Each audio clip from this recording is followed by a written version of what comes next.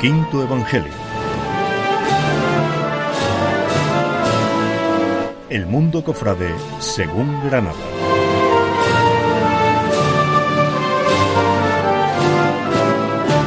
Quinto Evangelio. Tu programa de radio.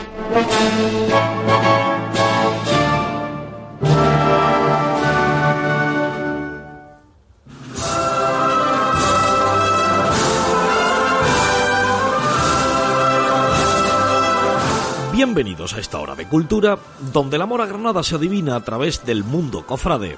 Bienvenidos a este camino por el arte, a esta senda por la creatividad y a este itinerario por la historia. Bienvenidos a este paseo por la ciudad más legendaria de la mano de sus hermandades, con Francisco Abuín, Manuel Amador, Francisco Starli, Juan José Moreno, Jesús Ortiz, Isaac Palomino, Susana Rodríguez, Noemí Toral y este que les habla. Comienza Quinto Evangelio.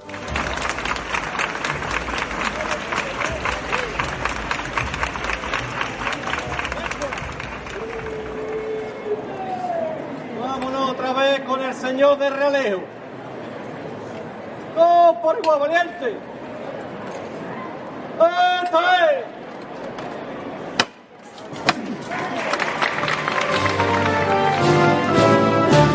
Quinto Evangelio. Tu programa de radio.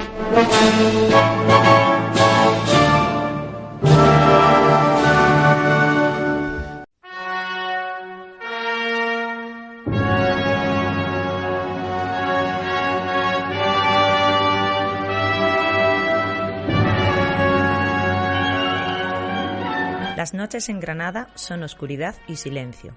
Silencio roto solamente por el monótono zumbar del vuelo de los murciélagos. Richard Ford.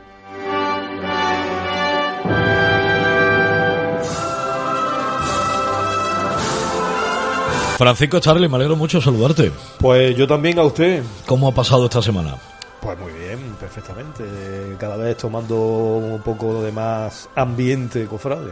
Fíjate si se está tomando más ambiente cofrade, que quedan 15 días para el miércoles de ceniza. Poco me parece. Y 54 días para el domingo de Ramos. Este periodo previo a la Semana Santa, el inminente la Cuaresma, pero el previo a la Cuaresma son los periodos que probablemente más disfruto. Estos periodos previos que tú estás hablando nos ha traído, por ejemplo, una iniciativa fantástica desde la Hermandad de la Estrella, desde Pasión Estrella, el concierto Sones para un barrio. Creo que es una iniciativa fundamental. Creo que tenemos que empezar a concienciarnos de nuestro patrimonio. Bueno, yo creo que el mundo cofrade está más que concienciado. Ahí están las pruebas. Allí donde está la hermandad, una hermandad o una cofradía, la colaboración en cuanto a conservación del patrimonio, en este caso al de la iglesia en la que ocupa y que es su sede canónica, pues está suficientemente demostrado. La bandera, evidentemente, la Hermandad de la Aurora, pero bueno, pues la Borriquilla también está colaborando para la recuperación de San Andrés, la recuperación de San Nicolás también está implicada la Hermandad del Silencio y lógicamente... No olvidemos Vía Crucis y San Juan de los Reyes, ¿verdad? Vía Crucis y San Juan de los Reyes,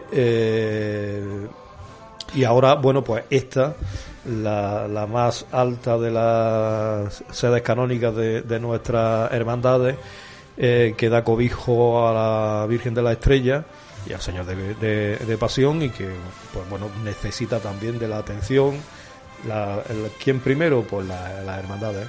Hay que generar un debate, Paco, hay que generarlo intensamente. El patrimonio de la ciudad de Granada, a veces casi que lo tuviéramos por castigo, al que se le tiene que unir, evidentemente, creo que un grado de preocupación por parte de sus propios propietarios, y que evidentemente nosotros podemos llegar hasta donde podemos llegar. Yo creo que en este aspecto las hermandades siempre han dado la cara, más de lo que debieran. En muchos casos, bueno, este es el ejemplo. El ejemplo porque, bueno, es una hermandad, no vamos a obviarlo, ni a engañarnos, una hermandad pues con unas limitaciones, ¿no? Absolutamente. Y enfrentarse a una tarea como la de conservación y recuperación del patrimonio inmueble, en este caso con todo lo que entraña una sede canónica como la de San Cristóbal, pues me parece realmente de alabar, ¿no? Absolutamente. Nos descubrimos ante la Hermandad de la Estrella, como lo hicimos ya en su momento con todas las que has citado. Pero que, bueno, que esto es el modo operandi de las hermandades, que estaban, bueno, hasta que la Aurora se hizo cargo de San Miguel, pues más acostumbrado a la conservación de su propio patrimonio o de las imágenes a las que rendía culto. Y hemos visto cómo algunas alrededor de ellas pues se han ido desmoronando y se han ido perdiendo, y algunas de manera irremisible. Apunto, y creo que como llamada de atención y de conciencia, Santiago, la vieja iglesia de Santiago, la casi medio milenaria iglesia de Santiago, que la tenemos muy olvidada y que corre un serio peligro. Y que es realmente una joya, cuidado. Y ya no te digo el patrimonio mueble que posee, ¿verdad? Sí. Tan cerquita de la Gran Vía y tan olvidada por el tan ganadero. Olvidada y por los responsables de su conservación. Pero espérate, te refieres a esta de Santiago, que está... bueno, de alguna manera pasa más desapercibida en la trama urbana de la ciudad, pero ¿qué me dice usted de la catedral? La catedral se nos está viniendo abajo. Se pone uno en la Plaza de las Pasiegas a ver la fachada y cada vez da más pena.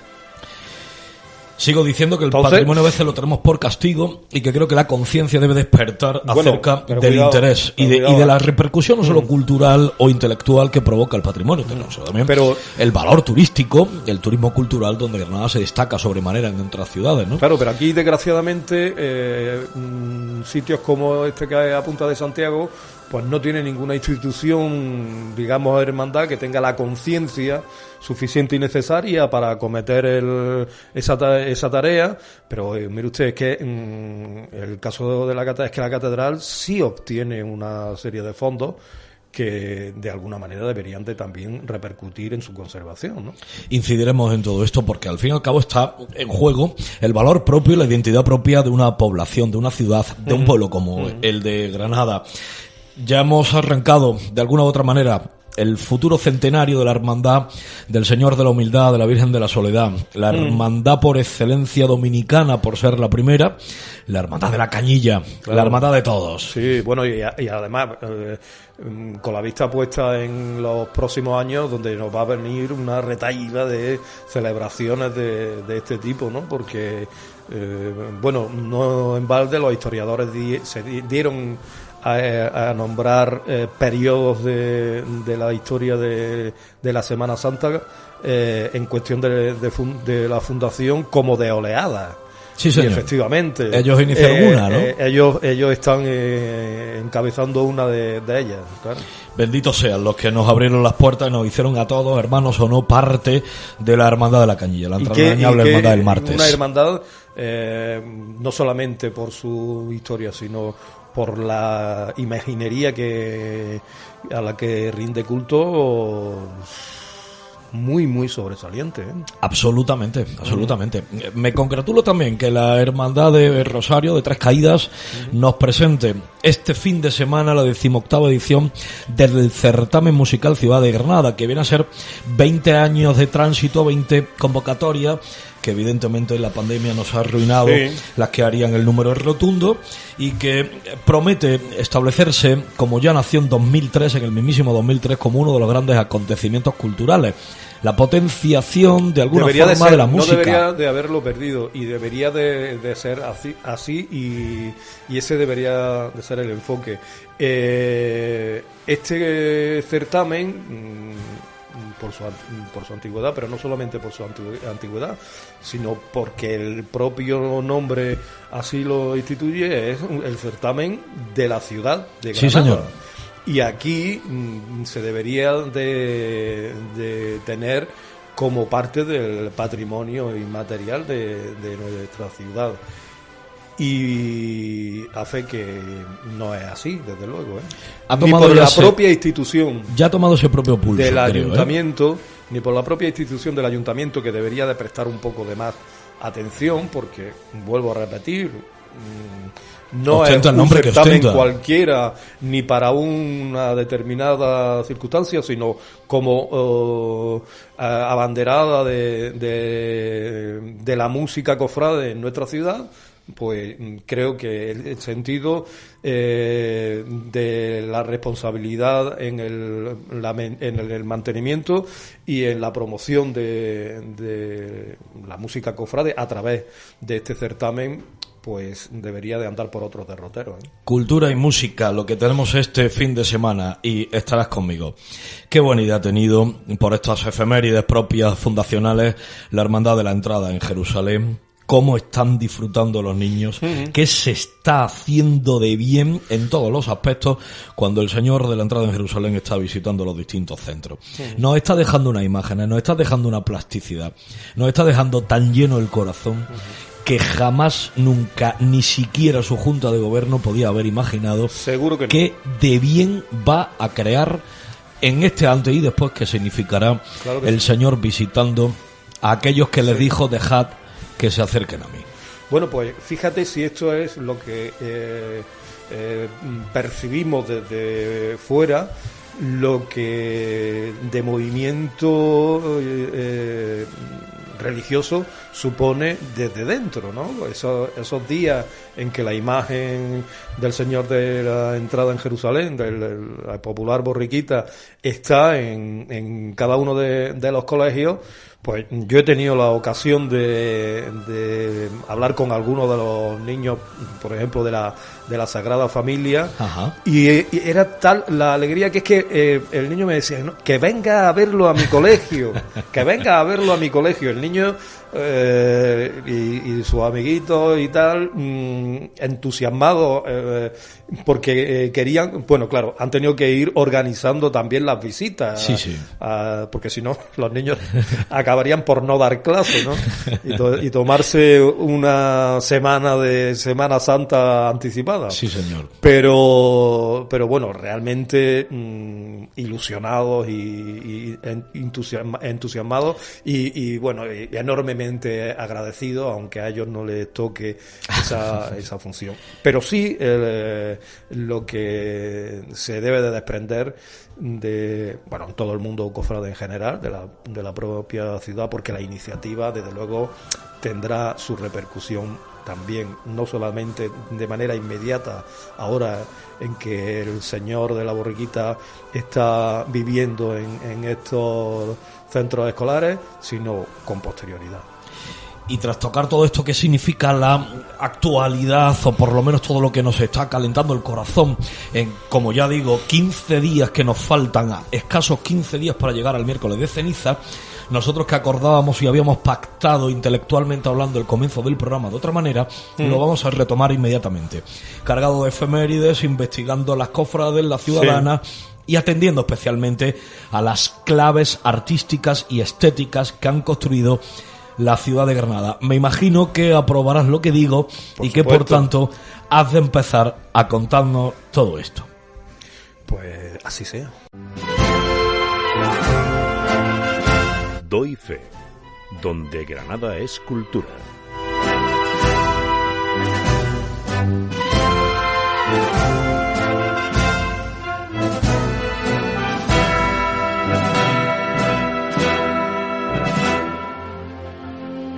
Coinciden en los días mediados del mes de febrero, pero de distintas etapas históricas, distintos aconteceres de significación cofrade, en especial la anuencia de la autoridad eclesiástica granadina respecto a las constituciones de varias de nuestras hermandades. La de más antigüedad corresponde a la hoy pontificia e ilustre Hermandad Sacramental y Cofradía de Nazarenos de Jesús de la Sentencia y María Santísima de las Maravillas, que el 12 de febrero de 1944 obtiene la aprobación de sus reglas con la firma del cardenal Agustín Parrado. después de su aprobación el 30 de enero por parte de la hermandad constituida en la parroquia de San Pedro y San Pablo, a instancia del párroco don José Ortega Torres, quien ya en el año anterior, en 1943, inició los contactos y gestiones necesarias para la creación de una hermandad de penitencia. La documentación se presentó en Palacio tan solo 3 días antes, el 9 de febrero, y se acompañó de un escrito que me ha parecido en extremo curioso, que rezaba: enriquecida la parroquia de San Pedro y San Pablo con las 2 expresadas imágenes auténticas de nuestros grandes maestros granadinos, señores Mena y Mora, que excitan la admiración y veneración de cuantos la contemplan, tanto inteligentes como profanos, y deseando enriquecer nuestra Semana Santa para que propios y extraños admiren nuestros tesoros artísticos, a la vez que fomentar la piedad cristiana por la veneración de los misterios de la Pasión del Señor y dolores de su Santísima Madre. 42 años después de esta firma, de esta aprobación, el 10 de febrero de 1986, se firma a su vez el decreto de fusión con la Hermandad Sacramental de la parroquia. Y es también en 1944, el 16 de febrero, cuando el cardenal Parrado ratifica los nuevos estatutos de la Hermandad del Cristo de los Favores, ampliados para recoger la incorporación de la que desde entonces será su devoción mariana y que veneran con el título de María Santísima de la Misericordia.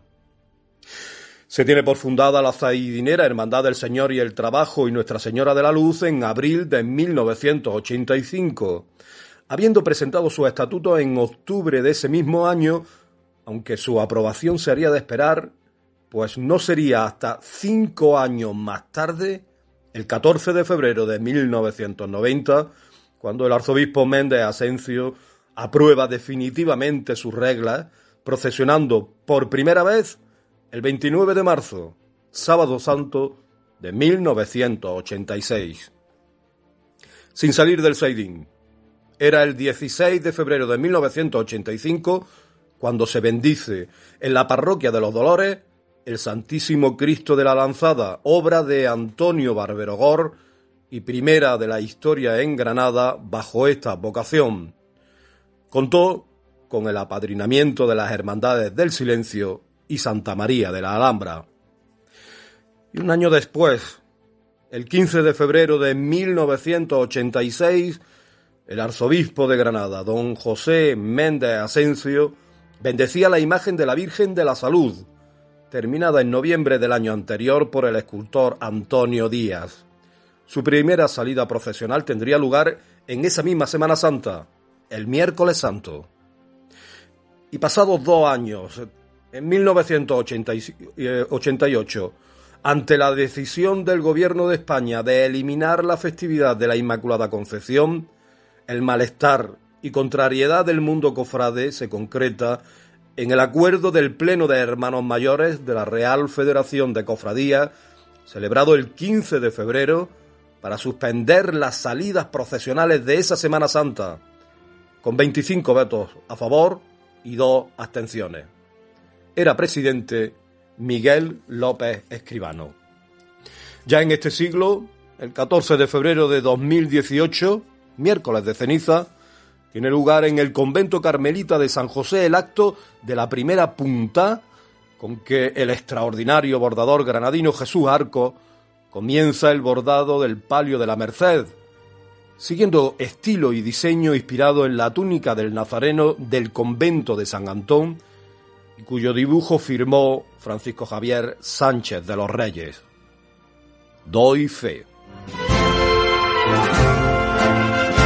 Doy fe, donde Granada es cultura.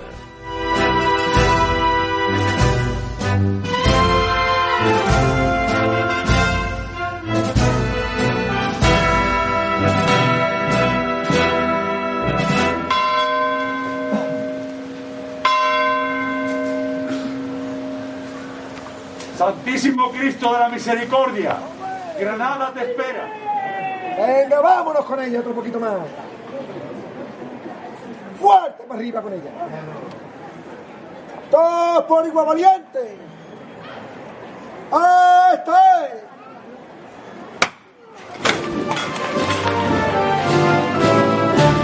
Quinto Evangelio. Tu programa de radio.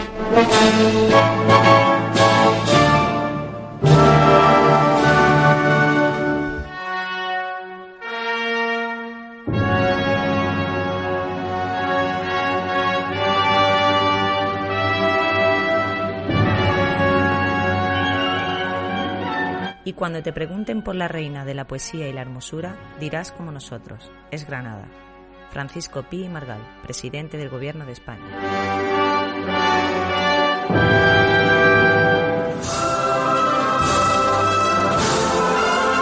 Sin licencia ni patentes, sin permiso ni exclusiva, llega la hora y el espacio del inimitable, aunque copiado, Francisco Wing.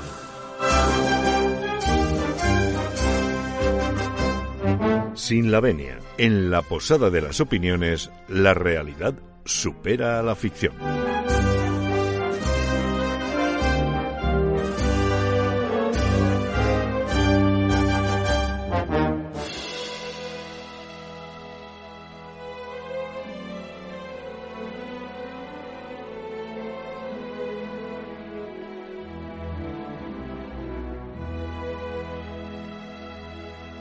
Tan perjudicial es desdeñar las reglas como ceñirse a ellas con exceso. Juan Luis Vives. Un palio de Huerta es el sumum máximo, que no sumum sacerdote, de la filmografía cofrade del recuerdo y los sentimientos. Un palio de Huerta destapa las tapaeras de los sentidos y las tapaeras de los objetivos fotográficos y videográficos. Un palio de Huerta encharca el arma de preguntas que se quedan pensantes y muchas veces sin respuesta. Un palio de Huerta desatornilla las chapas del alma y las embauca con promesas falsas de que ciertas cosas no terminarán. Un palio de Huerta te destroza las viseras de la memoria y purifica las neuronas adormecidas y maltratadas por la ausencia de palios de Huerta. Un palio de Huerta se encarama la garganta, te sujeta de los hombros y te da un beso como lo hizo una abuela o una madre. Un palio de Huerta te encandila como un paisaje soñado al que ves por primera vez. Un palio de Huerta te rompe los esquemas de la nebulosa llamada vida, estrés y prisa. Un palio de Huerta te descose las manillas de los relojes que se paran siempre que uno no quiere. Un palio de Huerta se asoma al rincón de tu niñez y te saca una sonrisa y un robot de colorete. Un palio de Huerta se atrinchera en las venas y se vuelve nostalgia y preámbulo eterno. Un palio de Huerta te manipula la mente y te hace trampa siempre y cuando quiere. Un palio de Huerta se te presta lento y aceroso y se te cuela por la faringe sin saber si ir para arriba o ir para abajo. Y ahí se te queda el palio de Huerta, carrasposo, para muchos años. Un palio de Huerta desencadena las telarañas heridas y los jirones cosidos de los sueños más libiones y azarosos. Un palio de Huerta es mucho más que un mero contrasentido abstracto de la querencia por el vaivén. Un palio de Huerta son las 11 menos cuarto de un tren que no llega. Un palio de Huerta es la todo y el nada. Un palio de Huerta. Y ahora me decía alguno lo bonitas que son las procesiones con las parihuelas, ¿sí? Aro que sí. Sin la venia, en la posada de las opiniones, la realidad supera a la ficción.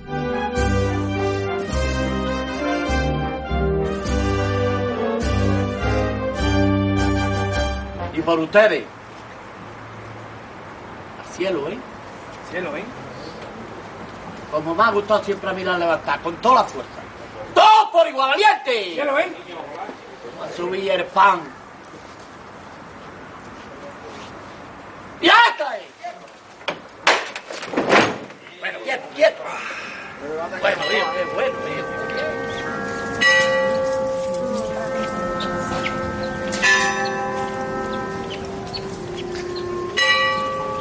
La izquierda adelante. Quinto Evangelio. Tu programa de radio.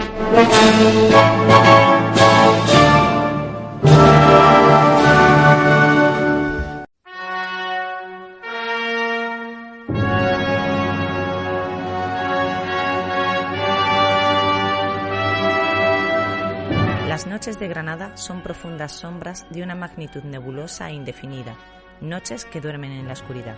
Richard Ford.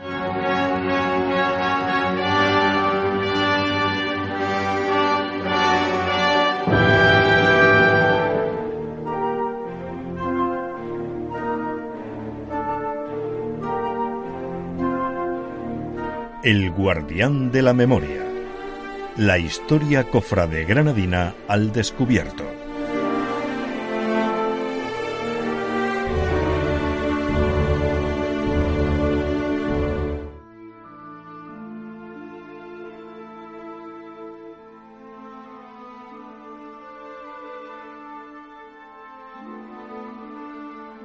Picasso decía que le costó toda una vida desaprender a pintar para ser creativo.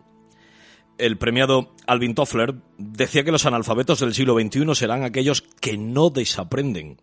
Y el célebre Punset nos dejó claro que desaprender la mayor parte de las cosas que nos han enseñado es más importante que aprender.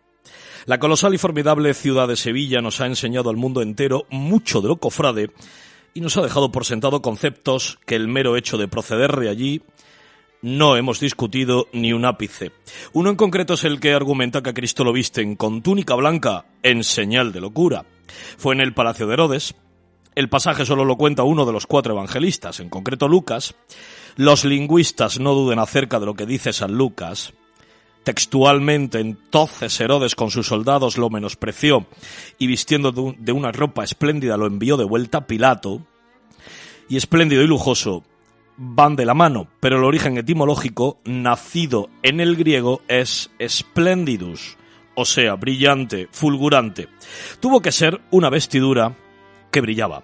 Después de ver todos los significados que desde Moisés a Cristo el mundo judío le concedía al color blanco, jamás hemos encontrado un solo documento que diga, que compruebe o que afirme que los locos vestían de blanco. Desde la antigüedad, los trastornos mentales se asociaban con causas sobrenaturales. Las culturas más primitivas lo atribuían a posesiones demoníacas o fuerzas naturales, y las culturas más complejas a los dioses. Sabemos que en esta época se viste el talit, que es un manto cuadrangular de lana o de lino en color blanco con 4 esquinas donde se atan los tzitzits. Como está escrito en el libro de los Números de la Biblia, primera de nuestras referencias. Cristo no lleva en el palacio de Herodes el talit porque se usa solo durante el día. Ni siquiera Maimónides en el siglo XII habla nada que guarde vínculo alguno con la locura.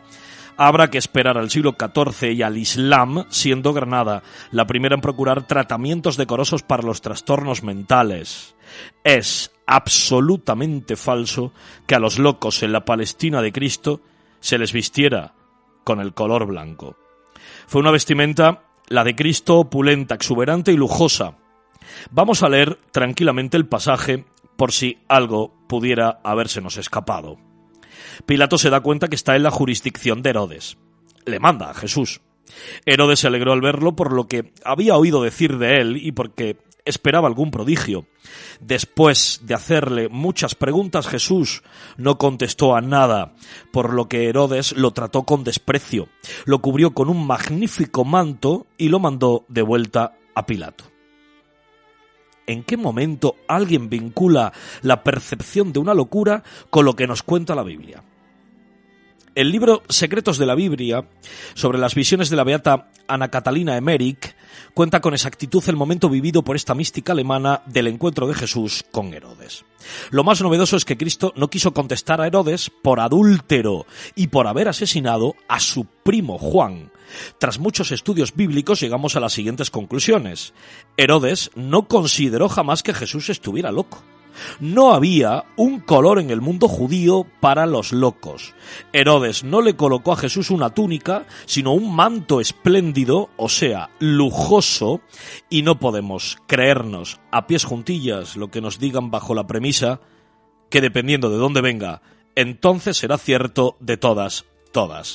Ni los grandes son tan grandes ni los chicos somos tan chicos. Hasta tanto, desaprender, a veces lo aprendido, es un ejercicio maravilloso para estar lo más cerca posible de la verdad.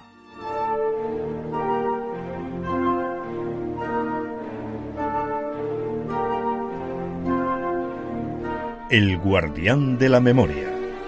La historia cofrade granadina al descubierto.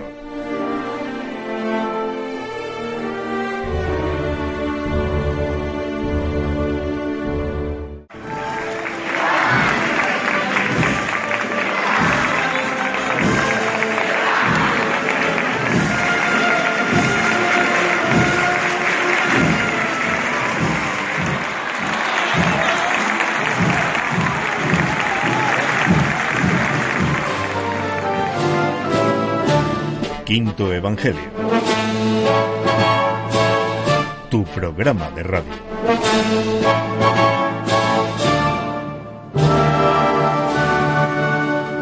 Estás escuchando Quinto Evangelio. El peregrino, tras las huellas del arte.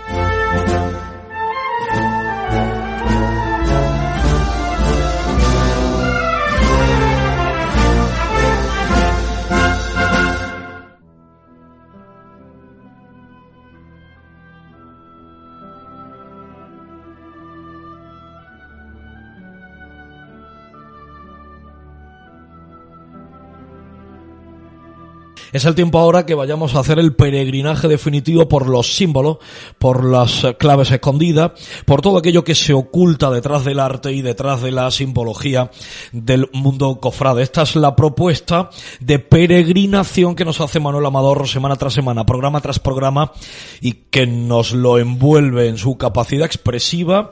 Paso ya para el peregrino de Manuel Amador. Muy buenas, David, Paco, muy buenas a todos nuestros oyentes. Bueno, el peregrino de hoy es bastante interesante. Te puedo decir que el peregrino de hoy va a ir de Santa Elena, la emperatriz, la madre del emperador Constantino, hasta una ermita en la Silla del Moro, de nuestra Granada. De esa ermita, una antigua hermandad, y de ahí al campo de los mártires, al hoy Carmen de los mártires. Esa antigua hermandad de la época de la Reconquista. Esos mártires, primero los beatos Pedro Dueñas y Juan de Cetina, y de ellos a San Cosme y San Damián, patronos de los médicos, de los que tuvieron una hermandad bastante potente. Bien, y de ellos a los reverendos padres carmelitas descalzos y a su convento de los mártires de la Alhambra, ¿no?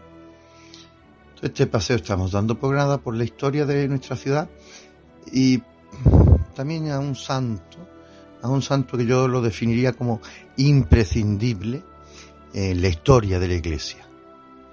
Y por supuesto, ni que decir, tiene de la mística española.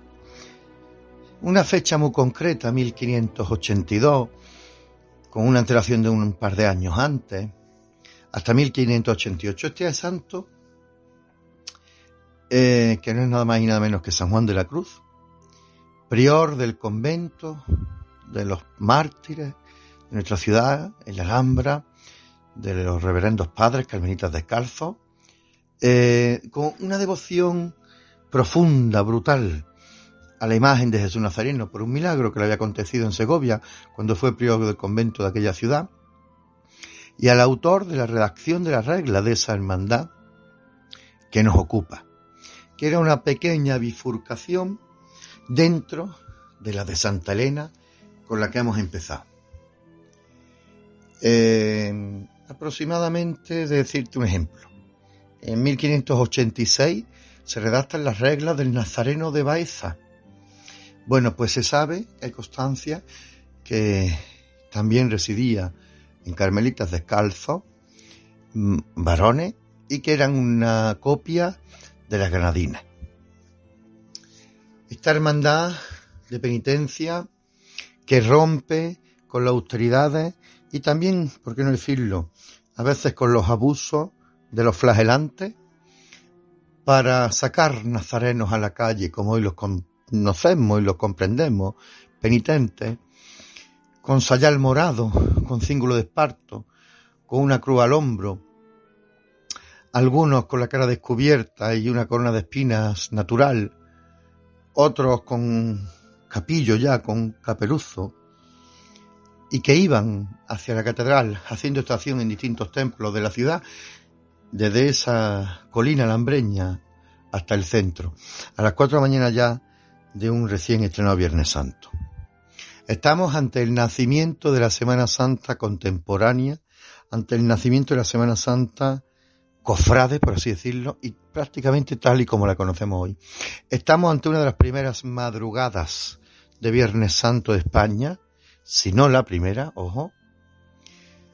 Hablamos también de una cruz magnífica de carey y plata que carga el Señor sobre su hombro, que es bastante probable que a día de hoy se conserve en el interior de la clausura del monasterio de las hermanas femeninas de estos padres carmelitas, o sea, de las carmelitas descalzas, las que precisamente hoy acogen a la única hermandad cuya advocación cristológica es el nazareno.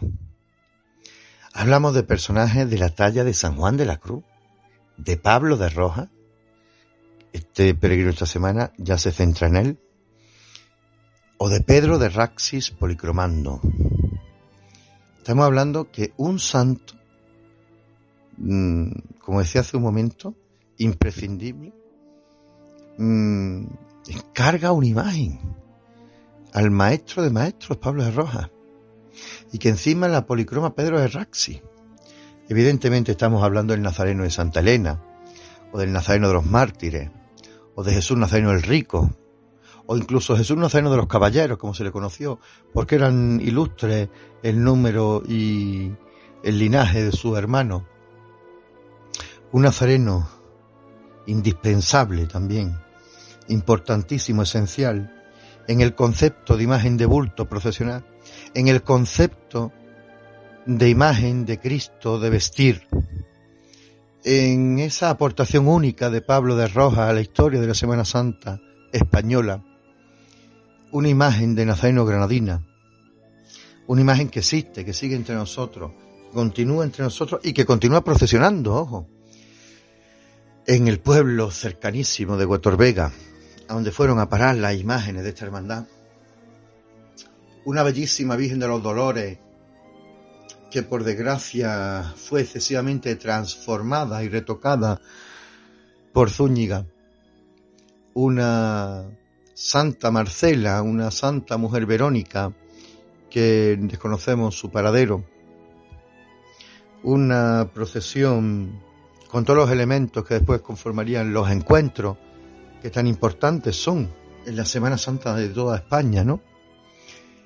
Y un ancestro de la historia de la Semana Santa granadina que es imposible pasar de soslayo.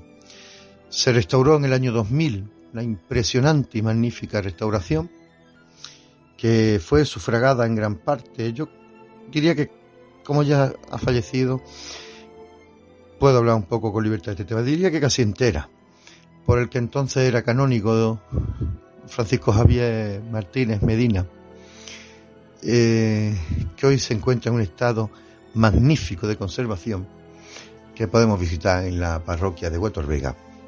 Y este Nazareno de los Mártires, este Nazareno de Santa Elena, de Jesús el Rico, repito, de los Caballeros, ya tocaremos a Jesús el Pobre, de San Francisco Casa Grande, pues esencial. Es hermano y hermano mayor, devocional e artísticamente, de cientos de nazarenos que hoy plagan la geografía andaluza. Y solo acabo con un detalle de uno que es verdaderamente impresionante y que está considerado el primer nazareno de vestir de la historia, ¿no? Es hermano mayor del impresionante Jesús Nazareno de Priego de Córdoba, es hermano del impresionante Jesús Nazareno que conserva la Basílica de las Angustias, también de su hermandad penitencial, que también la tocaremos en estos peregrinos de hermandades que han desaparecido. Es motivo de sentirnos especialísimamente orgullosos. Y a él va dedicado nuestro peregrino de hoy. El peregrino, tras las huellas del arte.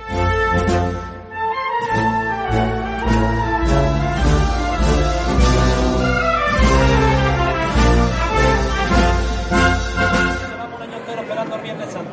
Ni agua ni lluvia, nada que nos detenga. Vámonos con el Señor acá. ¡Todos por igual valiente!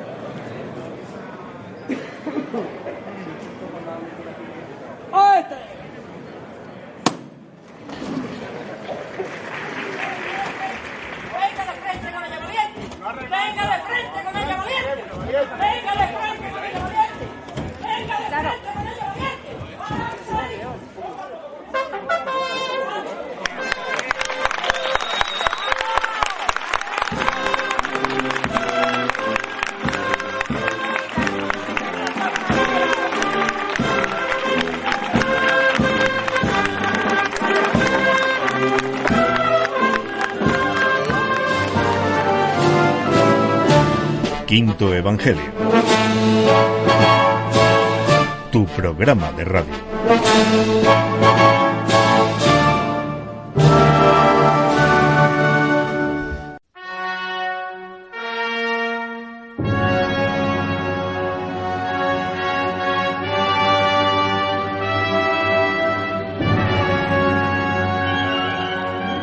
En un luminoso día de sol, Granada se convertía en una ciudad de cuento. Estábamos en el mundo de hadas de las 1001 noches. Hans Christian Andersen, escritor danés.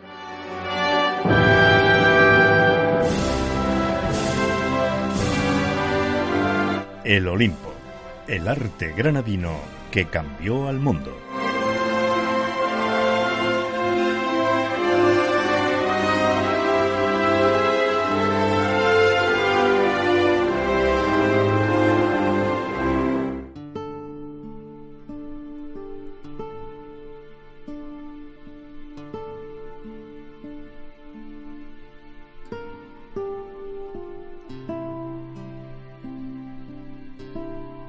Media febrero, media la capacidad, evidentemente, de seguir aprendiendo, de seguir haciéndolo de la mano del arte y de la mano de quien lo conoce muy bien por su amor profundo. Es el doctor Isaac Palomino. Amigo, ¿cómo estás? Pues David, encantado de estar aquí de nuevo otra semana contigo y con todos nuestros radioyentes y hombre, siempre que me sube en estos pedestales, a veces me da miedo que me vaya a caerme. Te tenemos bien sujeto a los estudios. Intentamos. Créeme, te hablaría de legiones, de aquellos que, pues ávidos, nos van haciendo comentarios acerca de todo lo que nos propone semana tras semana, programa tras programa, que les surgen un montón de ideas y un montón de dudas. Daría como para que, en vez de construir una sección dentro de Quinto Evangelio, esto fuera un apéndice independiente, el Olimpo por Isaac Palomino. Todo se andará en siguientes temporadas, créeme. Bueno, mi agradecimiento a quien manifieste esas valoraciones y tal, pero bueno, todo a su tiempo, no creo que sea para tanto. Dicho esto, ¿qué nos ofreces en este programa? Pues hoy quiero traer al Olimpo una figura majestuosa, alguien que presida el Olimpo sedente, es decir, el modelo en sí de la Virgen sedente, gloriosa en la escuela granadina.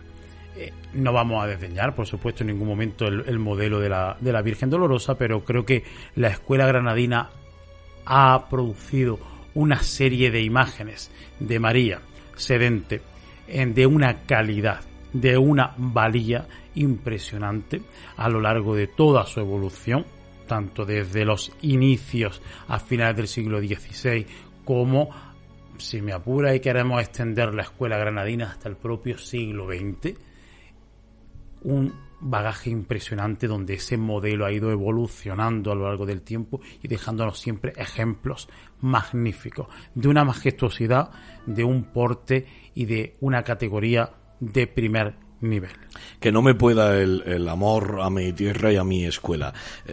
Por encima de cualquier otra producción y aportación del arte, la Escuela Granadina ha creado tantas y tan buenas que evidentemente nos situarían los primeros. Bueno, que no me pueda, ahí estás tú para bajarme si fuera necesario, ¿no? Pero se me viene a la cabeza tantas y tantas obras. Tenemos tantas de la mano que a veces nos resulta difícil pensar que puede haber más allá de nuestros límites. Hombre, yo supongo que son modelos que se extienden a lo largo de todos los territorios. Hay que tener en cuenta que las bases o los modelos en los que se basan esas creaciones parten posiblemente, casi siempre, de distintos dibujos, de distintas pinturas, de distintos grabados. Es la estampa que tanto pulula, que tanto se divulga. Que lo hace por toda Europa, ¿verdad? Efectivamente. Eso es el gran abecedario, la gran enciclopedia de los maestros, de los artistas de todo el territorio europeo y americano, lógicamente. Oye, la Virgen Sedente, que es tan trascendente en nuestra iconografía, en nuestra escuela, tendría como punto de partida la Virgen de la Aurora granadina. La Virgen de la Aurora yo creo que viene a ser como la cúspide. Es sin lugar a dudas la creación por excelencia de la iconografía mariana. La gran aportación de Granada a la iconografía mariana. Casualmente una virgen sedente, claro. Una virgen entronizada en nubes, una virgen gloriosa.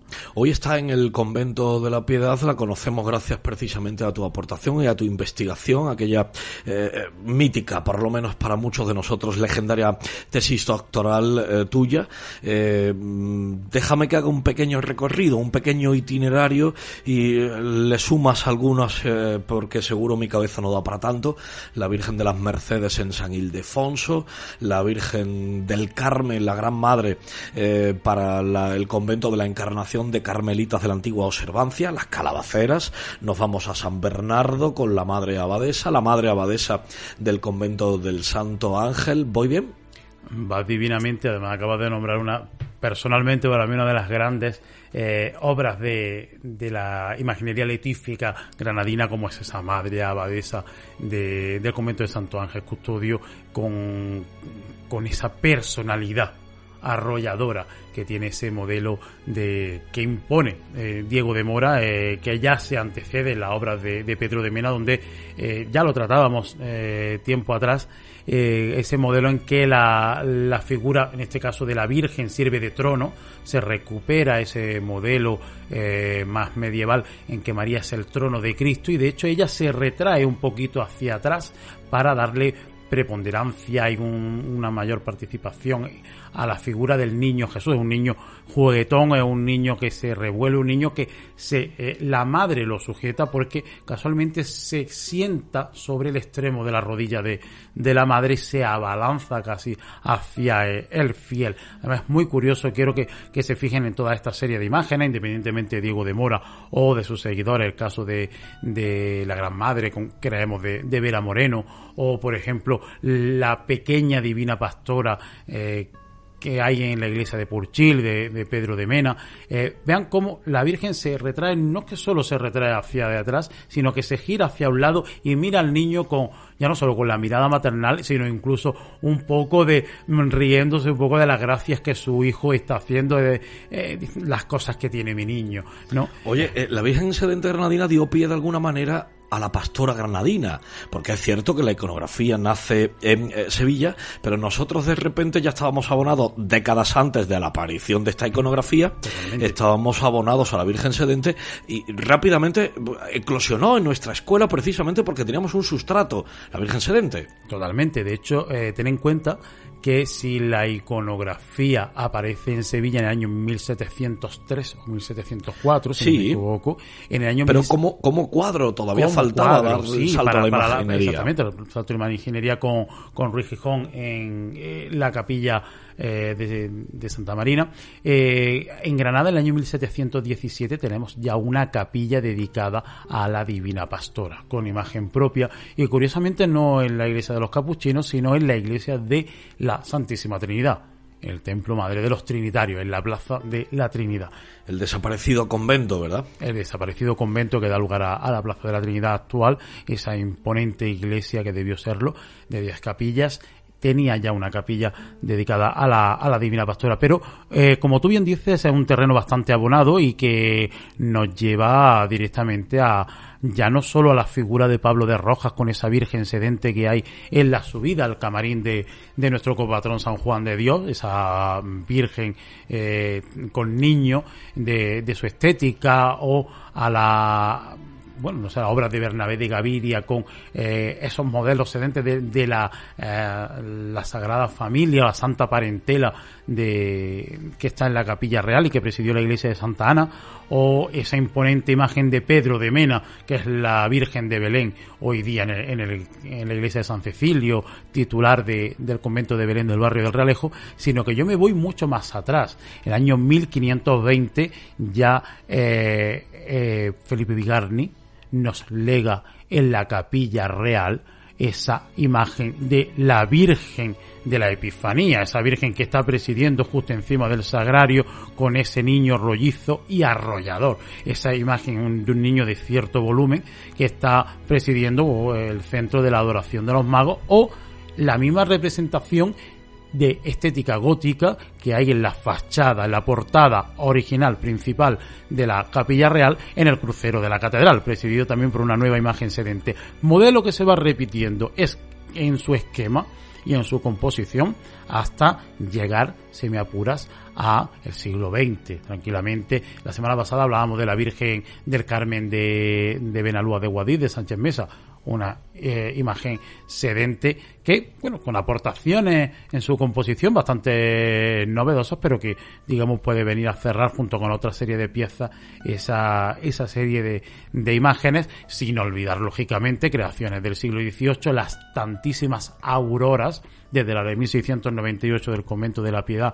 pasando por la de Otura de 1731, o otras, no olvidemos la imponente aurora de Gavia Grande, o por supuesto las vírgenes de la Merced, esa iconografía que nace en el siglo XII en Barcelona junto con la propia Orden de la Merced, y que es la que constituye verdaderamente a la Virgen, uno de los grandes hitos de la Virgen sedente. San Ildefonso, otras tantas distintas obras, hasta pasar, por supuesto, por el modelo doloroso de la Virgen sedente, dolorosa, granadina, que es la Soledad de Santo Domingo, que vuelve a salirnos de nuevo por aquí, sin olvidar a la que, sin ser sedente, Granada ha sentado, que es nuestra patrona, la Virgen de las Angustias, la mejor sentada de toda Granada. De toda Granada. Al final resulta que hoy nos has propuesto 505 años de paseo por el arte, desde Bigarni a nuestros días, en una temática, en una fórmula iconográfica que Granada ha dicho tanto que casi, por qué no decirlo, se ha colocado como la primera del mundo. Amigo, deseando que llegue el siguiente programa, pero como ni te haces cargo, hasta tanto te vas a quedar con todo mi aprecio y con el mayor de los abrazos. Todo mi cariño, David. El Olimpo, el arte granadino que cambió al mundo.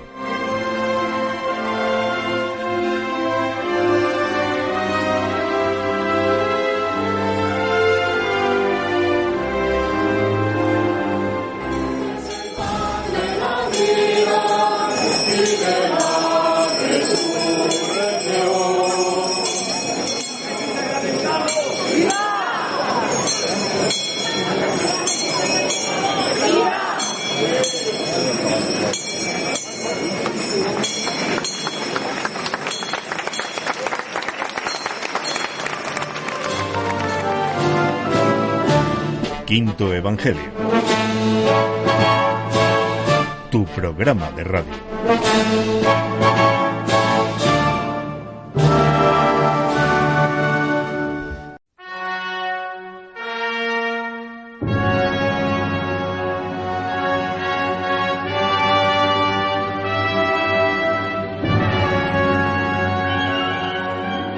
Granada, al igual que Roma, ha sido para mí una de las ciudades más interesantes del mundo.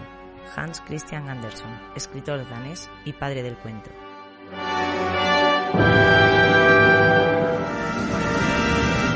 Imago Granatensis, un lugar donde se sueña y se hace la Semana Santa de Granada.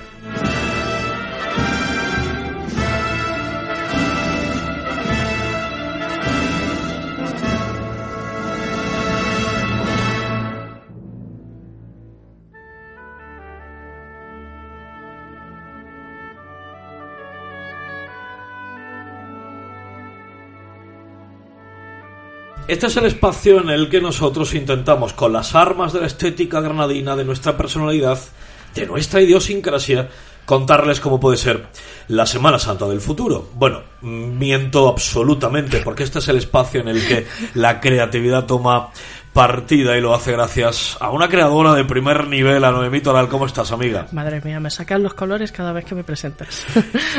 Hago la justicia lógica porque lo que podemos llegar a aprender y sobre todo lo que podemos llegar a soñar con una Semana Santa que se justifica y un mundo cofrade que se ordena en torno a la verdad para poder progresar. ¿Qué ganas tengo mediando este febrero de saber qué nos traes hoy? Pues hoy vengo más clásica. Me gusta también. Ya pues. Bueno, pues vamos a por ese capítulo 19. 19 ya. Que he titulado Respeto.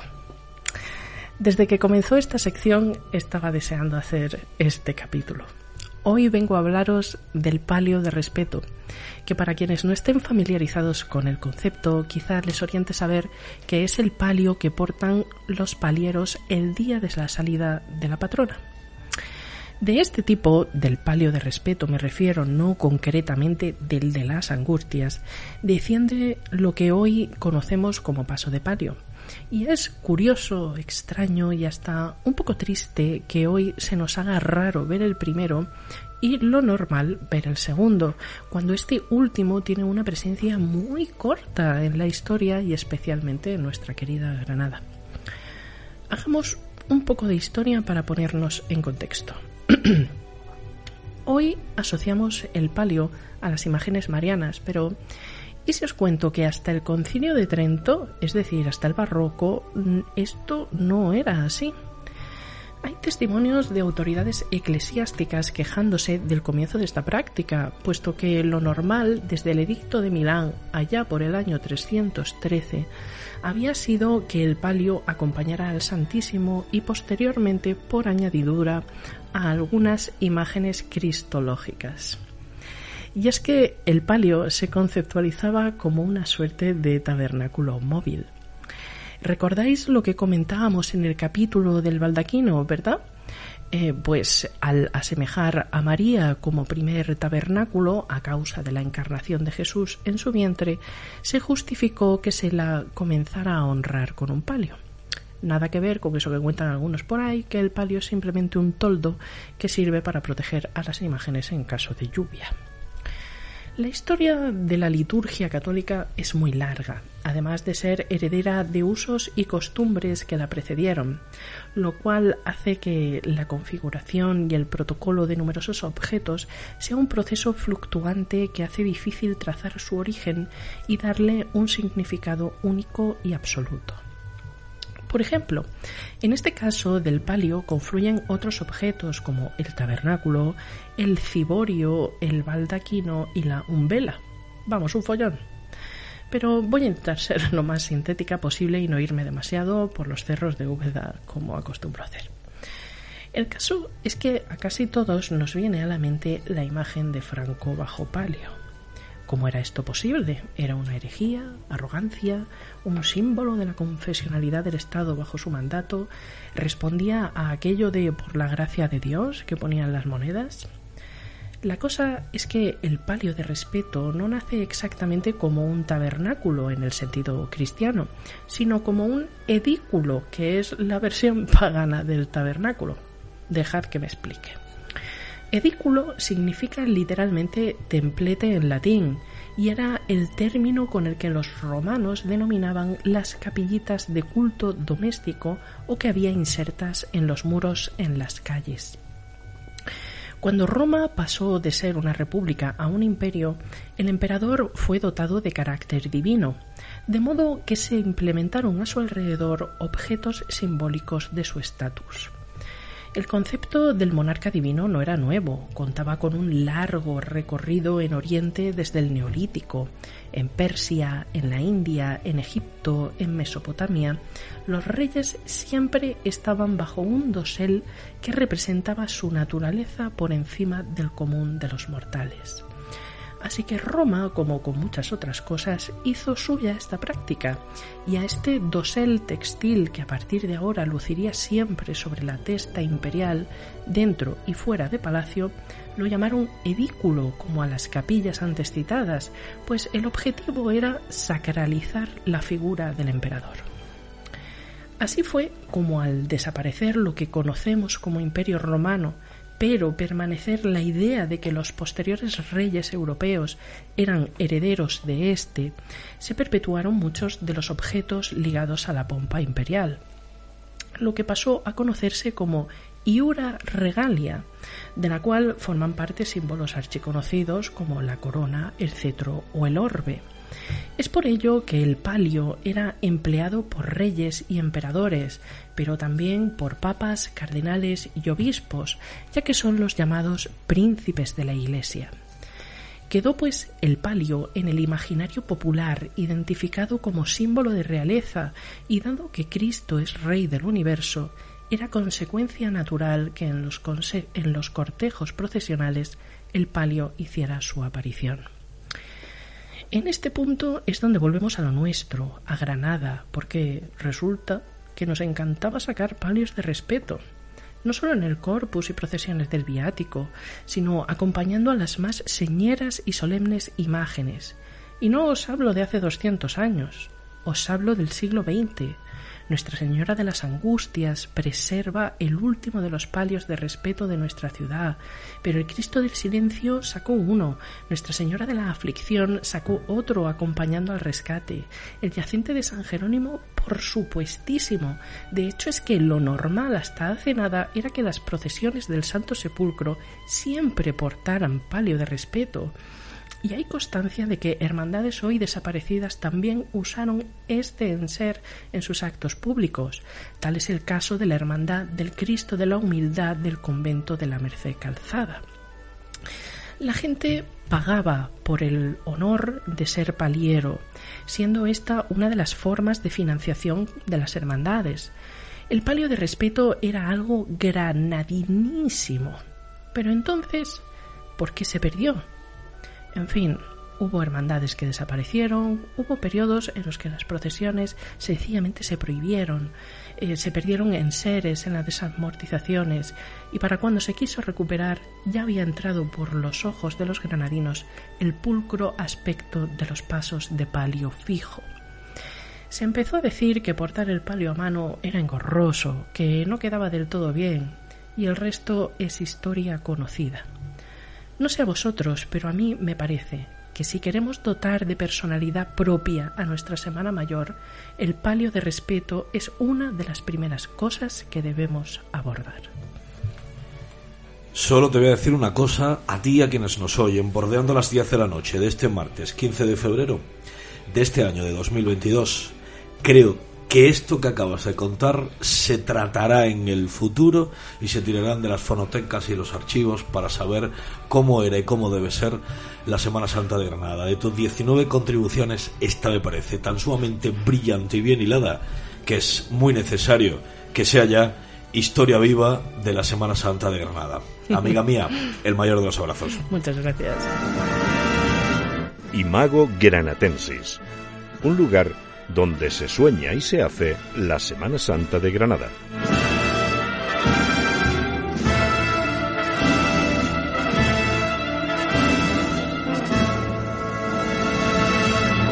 ¡Vámonos ya, artistas! Haciendo falta la Virgen de la Misericordia esta tarde en Granada.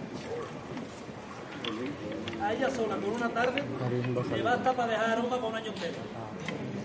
¡Todos por igual valientes! ¡Oeste!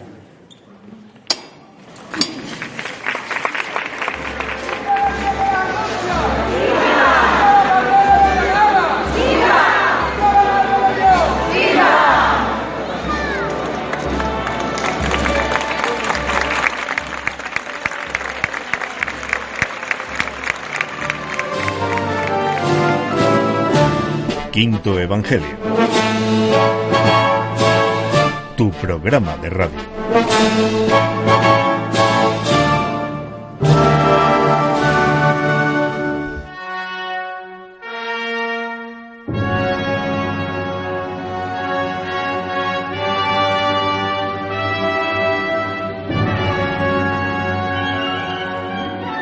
Granada no es un viaje, es la meta. Prosper Mérimée, escritor francés.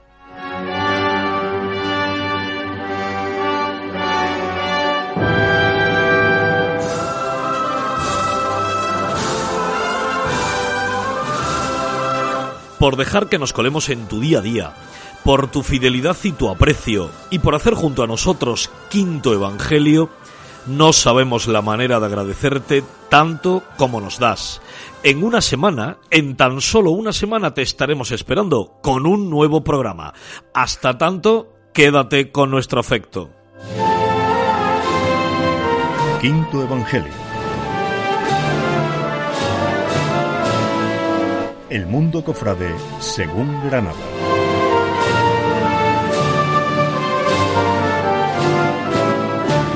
Quinto Evangelio.